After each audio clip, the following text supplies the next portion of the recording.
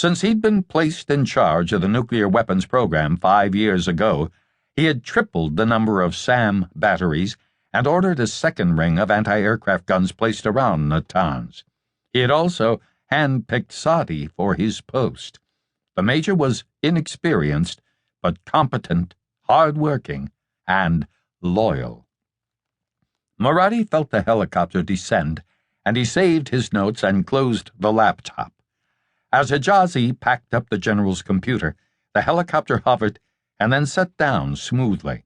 The crew chief moved aft to open the side door, and Maradi remembered to remove his uniform cap before the rotor wash snatched it away. The blades slowed, and figures outside ran toward the open door. A few were ground crew, but most were officers, with a few civilians scattered through the group. Maradi recognized the Natanz facility's commander, Colonel Zamanyan, with his staff, including Sadi and Nad Ali, who had arrived yesterday to manage the recovery and the investigation. Colonel Nad Ali was a great organizer, and he had been right to go ahead and manage things. Maradi knew he'd probably have fired the lot on the spot. The officers immediately fell into two ranks, and the civilians wandered about for a few moments, deciding where to stand. There was more than a little tension between the scientists, engineers, and the military. The civilians seemed reluctant to fall in line, but finally formed a knot at one end, not quite in line, but not sticking out either. Nad Ali, who had placed himself at the near end of the front rank, saw Maradi appear in the open door and called, "Attention!" The officers saluted as one, and even the civilians managed to stand a little straighter. Brigadier General Adil Maradi of the Islamic Revolutionary Guards Corps, the Pasdaran, stepped from the helicopter.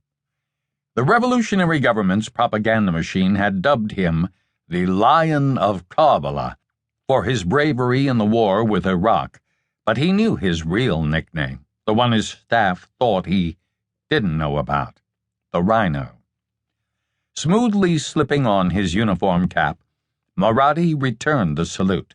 His hat was a dark olive-green ball cap, matching his fatigues, and emblazoned with the emblem of the Pasdaran in gold thread. The symbol was repeated on his breast pocket. In his late 50s, Maradi was trim, almost athletic. His aide, Hijazi, was taller, but Maradi was still 6'1". Solidly built, his physical presence had always been an asset, both on the battlefield and in politics. Trimmed close, his beard was only lightly threaded with gray. It outlined a broad, weathered face that seemed to settle naturally into an impatient scowl. Nad Ali didn't wait for Maradi to speak. Shouting over the helicopter's slowing turbines, the colonel reported, "We're ready for you, sir." He pointed to a line of jeeps, and Maradi got into the lead vehicle without saying a word. As Colonel Nad Ali climbed in the back seat, Maradi asked him, "Is there anything worth seeing at the pilot plant?" Nad Ali shook his head sharply. "No, sir. And as a matter of fact, they're encouraging us to keep clear of the area while they make another sweep for radiation and toxicity." He saw Maradi's expression and continued, "When they spot-checked the first survey results, there were several errors, all under-reporting." Maradi's scowl deepened. "When will they be done?" "They couldn't start until it was daylight this morning. It will be late this afternoon." "Wonderful," Maradi rumbled. "I wonder how many other mistakes they've made." His tone made it clear that he was sure there were more. The other jeeps were pulling away, and Nad Ali ordered their driver to head for the administration building. Nad Ali took the general to a conference room.